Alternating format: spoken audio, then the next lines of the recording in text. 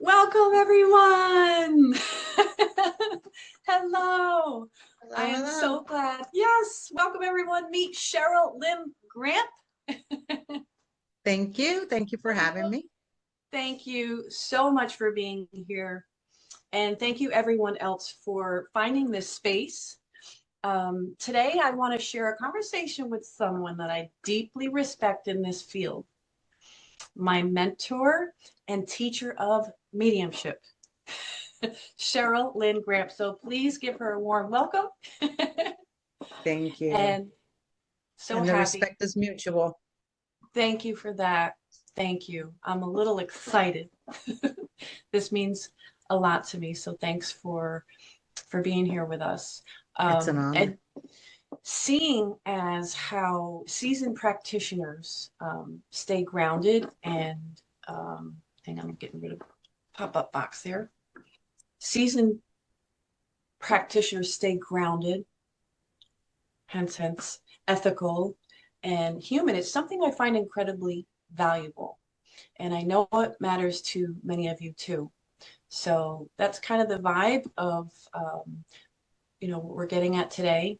So I do want to point out, Cheryl, you realize it's been 9 years since we're in the ninth year, right? Of since we Yeah, first met, it's crazy how fast what? that has gone. Right? But that's a good thing because it's a testament of how time flies when you're having fun and doing what you love. So, Absolutely. yeah. So thank you again for that. Um, you ready to jump right in? Yes. So I got some good ones for you. I know you said you were going to have some questions for me. So, Yeah. And I tried to align them with what I resonate with too. So, um, yeah, because that's what we're all about, how you and I personally connect spiritually and professionally as well. So, if I may say so, it doesn't get better than that. So, okay. I wanted to tell you, I love that you have Yes. empowering medium as your Thank you. tagline there. I love that. Right here, folks. This is what Cheryl is appreciating. Empowering medium. Yes. Well, thank you so much for I think that's pointing what that it's all out. about. That's what it's all Yes. about is empowering other people to connect with spirit for themselves, you know? Yeah, I love that you say that because listen, we love the mediumistic aspect of this work, right? All about proving life after life and that there is only life. We love that. We're humans, we want that proof, right? But the other aspect is to remind people who they are. So, and I just please, if we could all wish Cheryl a happy birthday. Well, happy Thank you. belated birthday. It was her birthday yesterday, Thank you. so you're We're welcome. still in the 24-hour Stretch stretch it. from the 30 moment I was born, so days. you're not late. Stretch that, girl. Stretch it to 30 days. Run with it. Okay.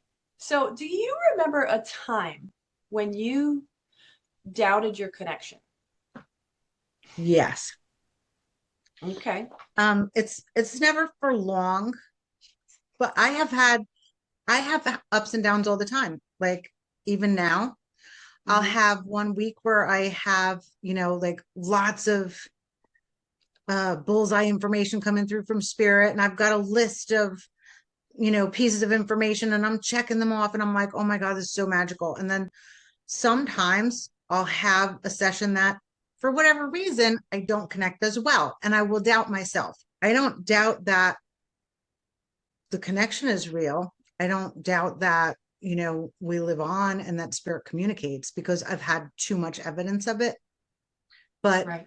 I get down on myself sometimes when I know I'm not connecting as well as I could be. But there are so many different reasons for that because it could be my mood, my energy, too much sugar, whatever it is in my diet. It could be the sitter and I don't really jive energetically, or it could be that the communicator that the sitter is looking for isn't ready to communicate at that time. And you know what I mean? It's not just one. It's a three-way street, and it all has to mesh. Sometimes it works better than others, but I try not to let it take me down a notch in terms of my confidence. But there are those days, it still happens that I don't really get as much information as I would like. Sure. Well, you said it best. I mean, you couldn't have put it any better than that. I mean, all of the different variables at play, right? From, you know, between you and the sitter and everything. So, so true. Very validating. Thank you. Yeah. So, yes. Have you noticed spirit responding to more a state of being rather than effort? Yes, I would say that is a very good way of putting it. I think, the most important piece is our own receptivity, which happens best when we're in that state of high vibration.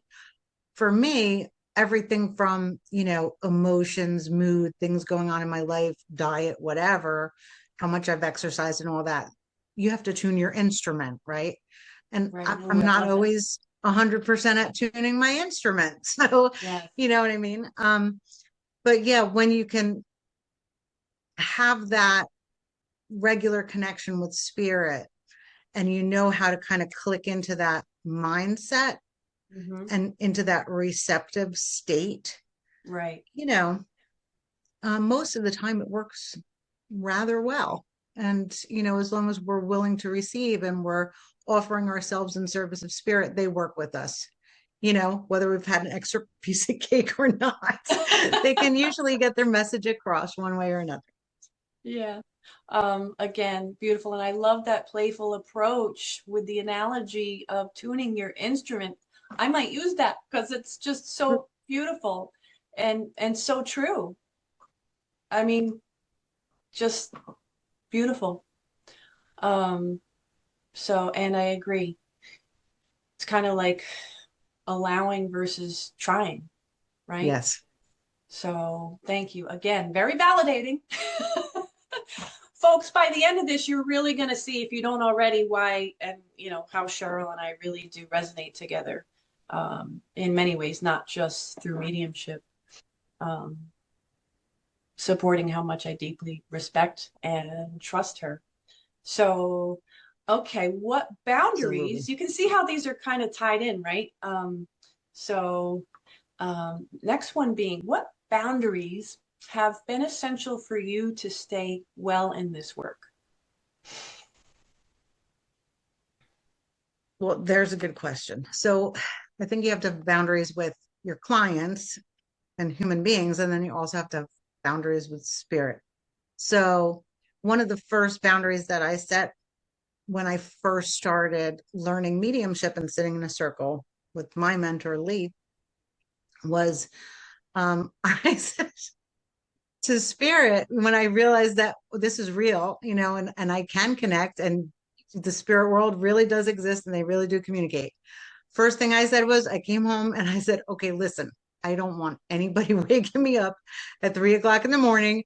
There's no standing by my bed. And spirit has been very respectful of those boundaries. I don't have people, spirit people walking through my bedroom at night. And, I'm Right, not on call for spirit 24/7. right. My rule is my spirit team can communicate with me at various times. They like to bring through information, messages, and coming attractions. I like to say I get a lot of Ooh, precognitive stuff yep. that tends to come in when I'm, used to be on my commute. If I was driving, just zoning out, stuff would Oh, come yeah, in. that's right. And now Right, I've retired from teaching. right, So it's when I'm walking the dogs, I do a little meditative walk and prayer, and I'll get messages then if I'm meditating, if I'm in circle, or if I'm in the shower, right. which might Or weird some water. people out. Yeah, yeah, But yeah. it's okay with me. Like I don't think they're watching me in a weird way. I think it's an You're not giving them a energetic show. thing. Yeah. But because you're in that kind of just zone where you're, just like putting the cares of the day aside and just kind of zoning out, that's when the stuff comes in. And like you said, the water, it's cleansing your energy field, and maybe that's why the messages can come in clearer. But that's a big one, those daily routines of walking the dogs and taking the shower, sometimes doing the dishes. I'll hear from my spirit team. But in terms of random passerby spirits that have a message for somebody, I'm not on call for that 24/7. That only happens when I'm in circle or with a client. Right. Because otherwise, if you walk around like, I love the Long Island medium, but I couldn't do what she does. I'm not going to walk through the supermarket and get messages for somebody that I don't know. I Yeah. don't Yeah. know how your energy can be on like that 24/7 and Yeah. just be, available to everybody. That would drain me. Agreed. But everybody works different. Everybody works Right. differently. Definitely. And again, so well put. And I so relate. Very validating. Um, and basically, you built in your own boundary system. And that's, I think, important for everyone and every medium. Um, the analogy that comes to mind for me with uh, this work is like at first, when you really start honing it in, you're looking at life through rosy colored glasses with it, right? And you want to do it everywhere, every All the when. time. And then you quickly realize how that's not wise Yes. for anyone, you Hmm. know? So Hmm. yeah, especially this topic, boundaries, is so important for ethics in this work. So thank you for sharing. I love the way And you and also, shared. I know there are a lot of different opinions about whether you need protection at all. Um, for me personally, and there's a whole spectrum of beliefs around this. When I start a mediumship development circle or a session, I open up my energy. So I'm expanding my aura, my consciousness. At the end of that session, I pull it in and I state that the session has come to close, at least by thanking the spirit communicators, my spirit team, and everything. I believe that there should be an opening and a closing to those communication sessions, just like somebody doesn't just walk in your house, start talking to you and walk out. Like there's there's an opening and a closing of a door. And spiritually, I think we have to have an opening and a closing of the door too. And we go back to being humans in between, not Right, just walking 100%. around, open to everything and anything. Right. And I also do believe that it's important to state at the beginning of a session your intentions in terms of what spirits you would like to connect with. Yep. I'll just leave it I at that. I love this, and I'm chuckling because you're like plucking the words out of my brain that I are coming to mind with this. It's channels open, channels closed, with the intention being it all being all about the intention, you Mhm. know. And it's a discipline. It's down to right choice and discipline, and it can be very simple. It can still be Mhm. complex, but very simple. Yes. I was going to say it could be as simple as a phrase you say, like, I welcome those who would like to communicate, who walk in the light, or whatever it is that you say, Yeah, yeah. The just to. ritualistic part of it Mhm. is unique to everyone. But again, I relate to your approach. Just okay, the door's open, let's go, and the door's closed, and then normalcy resumes. And that to me is important when I'm out in the world, like how you were just mentioning with, you know, Teresa Caputo. Um, Again, love her too, just for the sake of my own sanity and the boundaries of people. It's to me so important to just that channel is closed when I'm out and about. Mhm. And then, I'll open it back up in um, a private session, and that's say when the intention is set. Because there's so many other variables. You got belief systems, you have um, bystanders and people witnessing, like strangers, and Right. there's so many things to consider, which is why Mhm. I'm not surprised with your response. And um, the way that you look at it too. What do you wish people understood about grief and connection without trying to fix it? Hmm. Um, I would say that grief is a part of life. Death is a part of life. And, while it's not the easiest thing we go through, I think in our culture, we have a lot of trouble accepting. We've been so removed from the process of death. It kind of happens behind closed doors, and I've tried with my children to allow them to see, like, my father passed away in our house. He was one of their caregivers. They were here when he was going through his illness. And, they've been there at the vet when we've said goodbye to our pets. I Right. haven't shielded them from the reality of death. And I hope that they will grow up more accepting of it than, I guess I would say a lot of people in our generation have been. Mm-hmm. Mm-hmm. um, Maybe that was just my experience, but I've had a really hard time with death in my younger years, and mediumship has helped me a great deal with that. It's still not easy. We just lost a very close member of the family. One of my favorite people on earth just passed away this past week. Oh, And, wow. it's been hard. Being a medium doesn't mean that I'm not grieving. Mm-hmm. I cried for days, and we still have to have our celebration of life, and I'll be crying some more. But I'm Oh, also cherishing all the memories, right. and I am consoled in the fact that I'm a medium because I know that I will have the opportunity to receive messages from him. I have that assurance that the relationship continues just in a different way, and that we will Right. see each other again, I will hear from him. So it does lessen the blow. But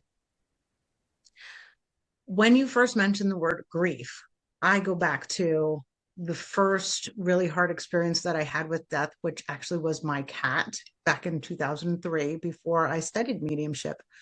And Oh, I had wow. the hardest time. Mm-hmm. Like I couldn't stop crying, and it wasn't just like a couple days, it was, weeks. And I was so depressed over it. That cat was my child. It was before I had human children. And it was a really difficult thing to Mm-hmm. watch this cat, you know, become ill and pass away. So I went to a doctor. My medical doctor at the time gave me antidepressants. And I was on antidepressants after that for Mm-hmm. like 5 years. Oh, wow. Long time. Yeah, because I just thought that if I got off them, I would become depressed again. Right. Now, looking back, I'm like, what the heck was wrong with me to be taking a prescription for that long because I was in grief? And what the hell was wrong with that doctor that he didn't just tell me, this is grief. It's a Mm-hmm. process that you'll have to move through. And sometimes it takes longer than others. And however long it takes, it takes. You have to grieve in your own way. Here are some things that you can do. Here's a grief counselor, make Yep. a photo album, honor the cat's memory, light a candle, whatever. You know what I mean? It wasn't, Right. hey, this is a part of life. It's going to hurt. When Right. you lose somebody or an animal that's close to you, you're going to feel pain. And It's not abnormal, and you can't medicate it away. You have to move through the process. right. I love that. And Band-Aids, listen, they help. They stop the bleeding, but they're Yeah, temporary. And right. And I'm not saying that right. antidepressants are never warranted, but I think we're too quick, personally, in this culture, to throw a pill at any problem, any emotion that we're having, Right. like it's abnormal. And it's not. Like, you have to Right. let the tears flow. You have to embrace the sadness sometimes. That's right. Yeah. And there are other approaches, but really honoring where you're at along every point of the journey is, yeah, exactly where it's at. Um, yeah, so once again, very validating. I relate because it's a balanced approach to the two, where they can coexist, grief and connection. um, you know, the the loss and the life that lives on. So, um, man, I got to cross off one of the questions because you already brought it up. Not there yet though. So, okay, how has your relationship with spirit changed over the years? And you know who I I guess. just thought of when I said that because I got a wink from spirit. Your fur baby. Aw. Um, How has your relationship with spirit changed over the years? yeah, and you're thinking of my Malamute that passed, also Yep. Spirit. His name was Spirit. Um, I would say that it's deepened. Like when I first started studying mediumship, it was I would go to circle once a week, and it was like that's when I would make the connection. And then I would sort of go about the business of being a human being for the rest of the week.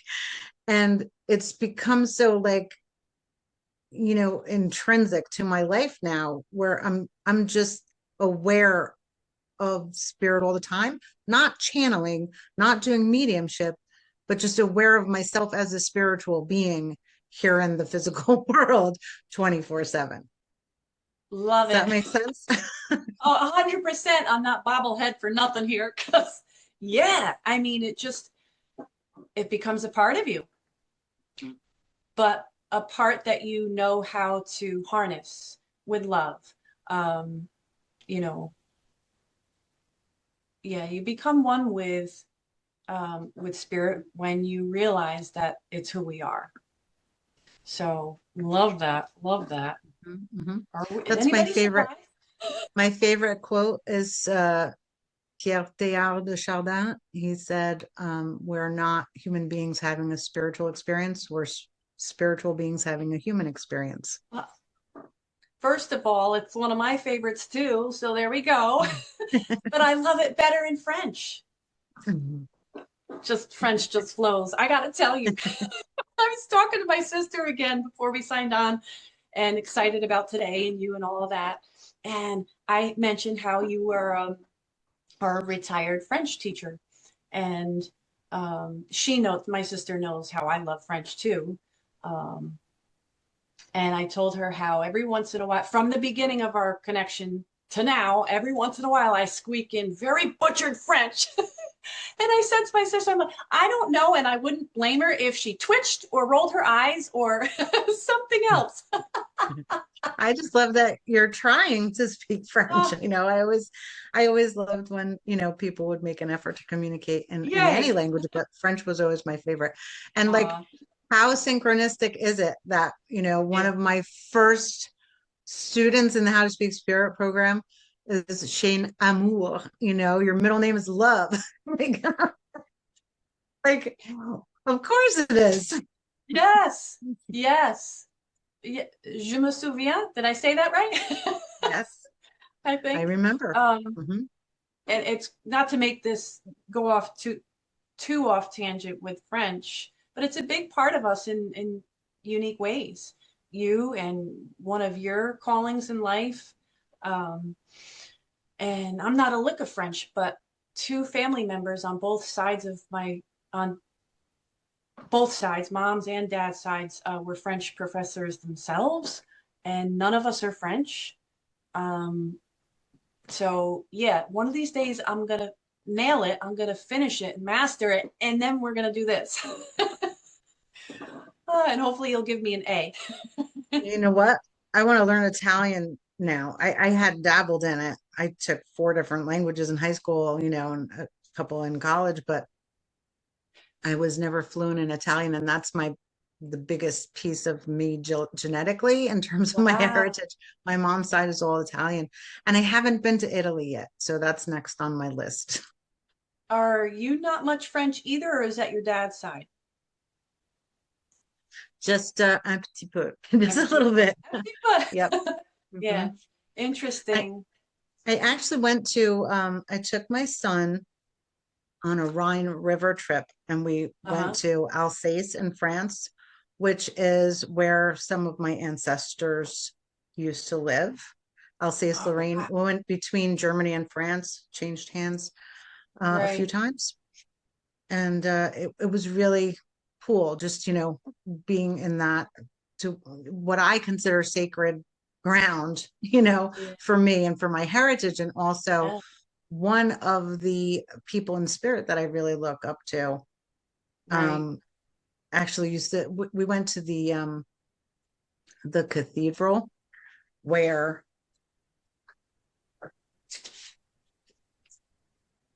he used to play the pipe organ. Oh, wow. Albert Oh, Schweitzer. wow. That's Albert so cool. Schweitzer. So yeah, he was in that cathedral Okay. in Alsace. So, I walked in there and it was just like hallowed ground for me, just like Wow. tears started and the chills started. And Yep. yeah, Very, very cathartic, I'm sure. yes. Um, wow, that's really cool. With Italiano, you'll pick it up like that.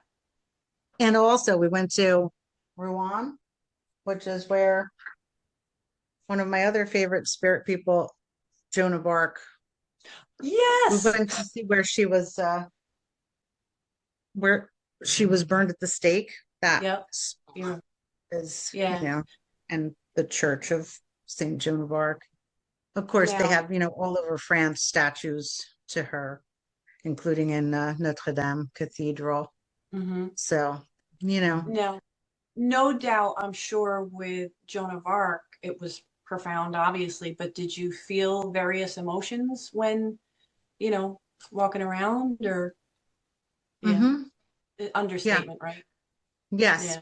Yeah. very powerful. Both of those places in That's so Alsace cool. and in Rouen. Hmm. Yeah. Darren and I are gonna make it there someday. It's definitely on our list. I would Well, like to finish French first. Um, before we go, my dear, we're gonna do a quick lightning round.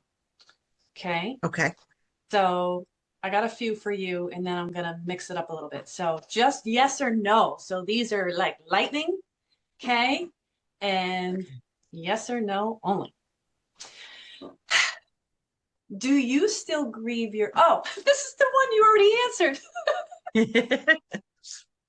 Ah, I welcome laughter, please. Do you still grieve your own loved ones even as a medium? As you've heard everyone, Cheryl already answered that with hmm basically a yes.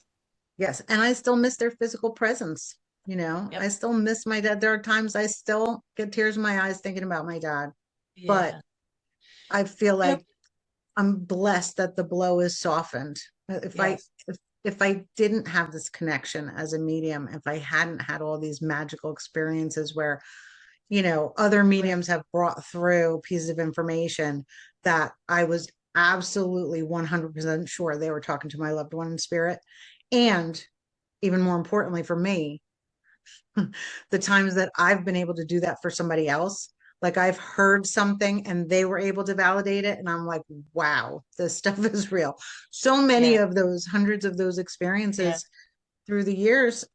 Without that, I think I would be back where I was in 2003 when my cat died, with this Right. really difficult experience of loss.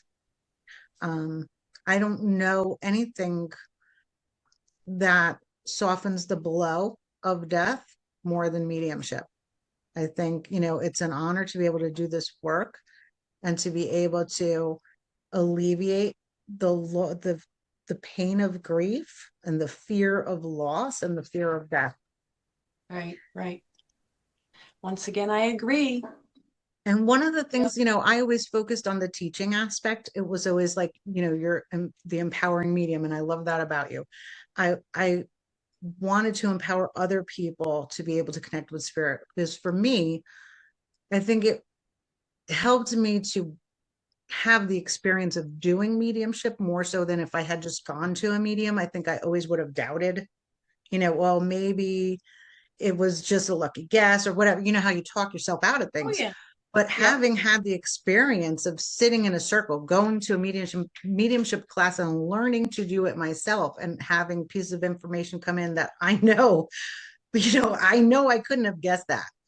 Right. I, I don't want to take up time going into details of, the types of things that have come through, but You're there have been good. so many things that there's absolutely no way it was a guess or, I Right. know I didn't look it up. I know I wasn't searching somebody's Google page or whatever, Right. um, Facebook page, whatever it is. Um, but yeah, without that experience, I think I would have always had a really tough time with grief and loss and death. And I probably would have been devastated by now with all the losses I've had since then. Um, Right. yeah. And once again, I find myself, of course, taking this all in, and I love hearing it from you and all of that. And but I relate to like what kind of circled me back to doing mediumship in this way, in the empowering way. I remember in the beginning, right? Like I'd have people sit there happy with what just happened, connecting them with their favorite people, but then almost sad that they had to leave and, oh, I wish I had your gift. And I'm like, something's got to change here a little bit because, I don't want them thinking they need to rely on anyone, outside of them. So that's how it kind of naturally evolved, still doing the validation part of it, the mediumship part, but the empowering aspect is naturally kind of showed up. And Hmm. so here we are doing, Hmm. working in the same field in different ways, but still in total alignment with um, proving life after life, if you will, and inspiring people to remember who they are, Hmm. each other. I Because love that. again, like you just said, even being the medium and the vessel, it still reminds me, of, oh my gosh, yeah, this is, well, yeah, I'm sitting, I am gonna say in a meat suit. I never forget. I heard that. I don't know if that was from Circle U or somebody said that. Stuck. We're in meat suits right now, but we are spirit first and Yep. last. And Hmm. one more thing, and then I'll zip it because I want to fire away with these flashes. Yes or no?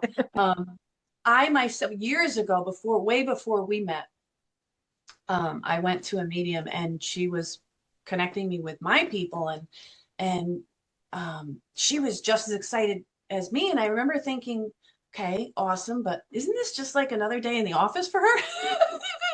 But now I understand, because she, loved what she did and felt the joy with being a part of the communication. So, okay. I just have to say, I love that. Yeah. I was going to say, I love that focus of empowering other people to realize who they really are. And that's always been a focus for me. And I Yeah. wanted to focus on teaching other people to connect for themselves. But I also realized that it, mediumship is a gift that takes time to hone. Right. And not everybody is going to want to go through that process of sitting, you and I have sat in circles and classes and workshops and practice sessions to hone our gift. Not Right. everybody has the energy or the time to invest in that, and they want that connection that comes Right. from getting a message through a medium.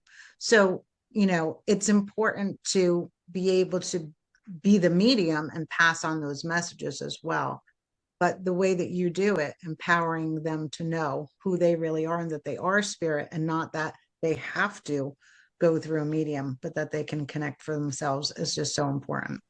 Right. Thank you. And yeah, it's an important angle, right? Um, I think I might have another couple crossed off my list here because multitasking, but away we go. This might be one of them. Can spirit, oh, I skipped the one, so there's a reason for that. Okay. Can spirit communicate even if someone doesn't believe? Yes, spirit can always communicate, but we're not always ready to hear it. And then sometimes it's just a seed being planted that someone understands later, you know? And often spirit will communicate through signs and synchronicities. You know, sometimes it's feathers, coins, um, certain type of bird or butterflies or dragonflies or whatever it is that cross your path, a song being played just when you're thinking of somebody, you know. Right. It happens to me all the time. I'll be thinking of somebody, you know, from my Yep. past that I lost, and the song that he had for me will come on the next time I walk into a store. It's like, you know, those kind of things. Um, you might be able to write off as coincidence, and a lot of people do. But when it happens over and over and over again, you start to get the Right. message, you know, That's that right. they really are listening and they really are communicating. Right.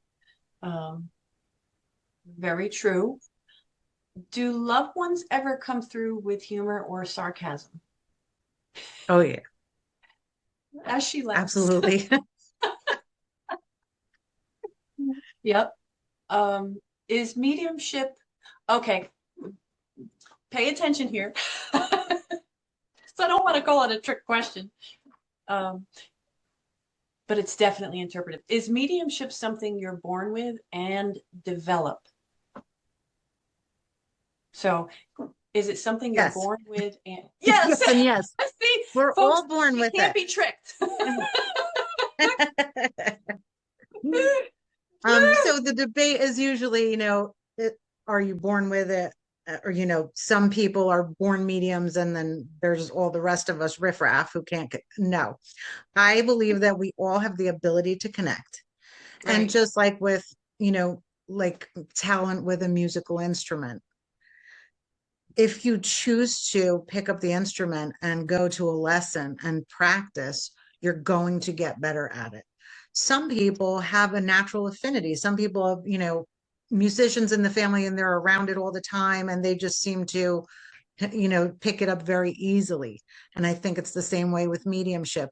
If you didn't grow up with the conditioning that, oh, that's all, you know, BS, and you grow up right, in a family that has a belief in spirit communication and that doesn't poo-poo you as a child when you're right, talking to somebody invisible in your bedroom or whatever the case may be, um you know, you're going to be naturally more open to it and you might have more of an affinity for it. But I think right. that everybody has the ability to connect to at least some extent, and that ability can be developed with effort, with practice. Exactly. Like you So said basically, before, it's yeah, not so much about effort as it is about being in the right state of mind and right, receptivity. right. But there is something to be said for time on task and practice and getting validation through working with other people and seeing, you know, what's working in the way that you're communicating with spirit and, you know, where you're getting Right, the message a little twisted or what have you. right. And like you said, the passion is a huge variable as well. So yeah, and both yes, um, definitely both yes answers.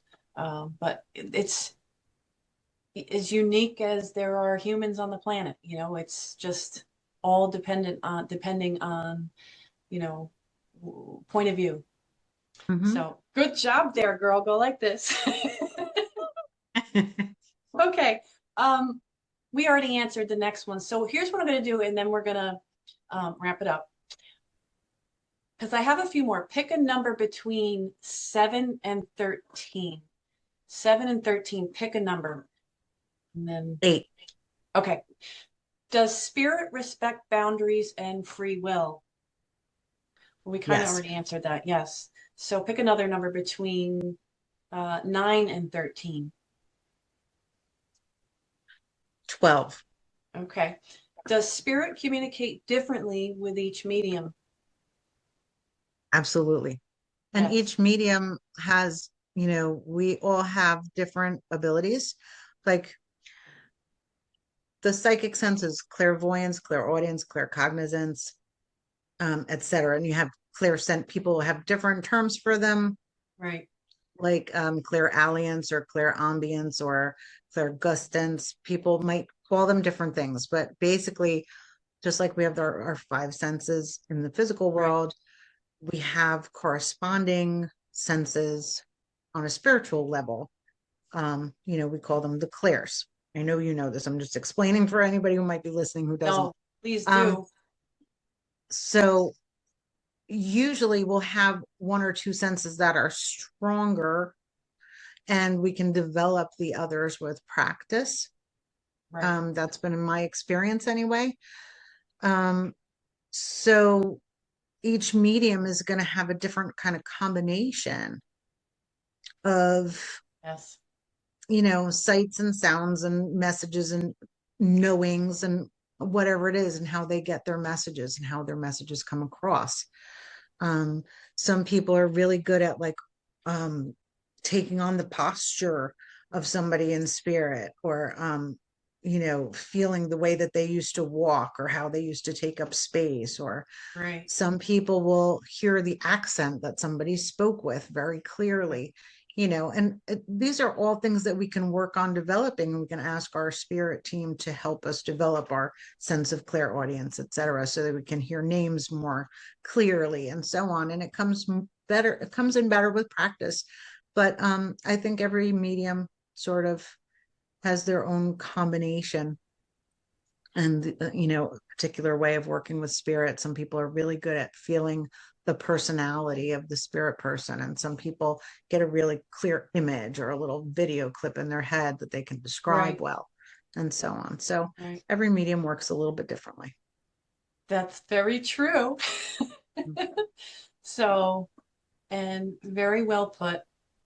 Um, I think I have trying to decide if I want to do this last one because this is also interpretive. So maybe we will. Okay, we'll do this and then, okay, we'll really go because I value your time and everyone's too. Can someone be psychic but not a medium? Yes. Okay. Can, Having said already that, I think we all have the ability to connect with spirit if we want to, if we pursue it, right? So, like, I think yeah, we're all naturally mediums, but we don't always access that ability.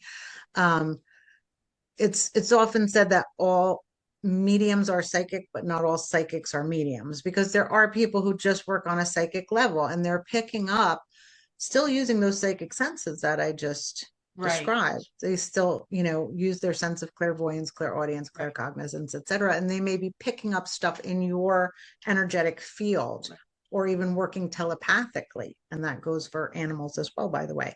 right. But they choose not to connect with spirit or get messages in from the non-physical.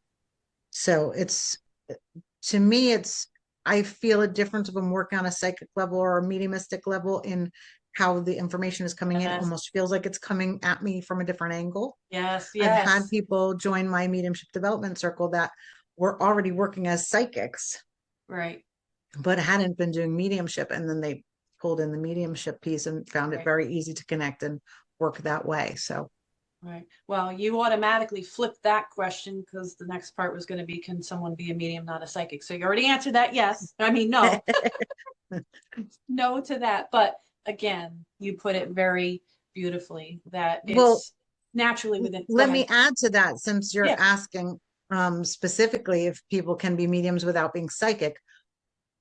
You're still, as a medium, using your psychic senses, but there are Right. a lot of mediums who only do mediumship and don't do psychic readings, or you know believe in working with tarot cards, etc.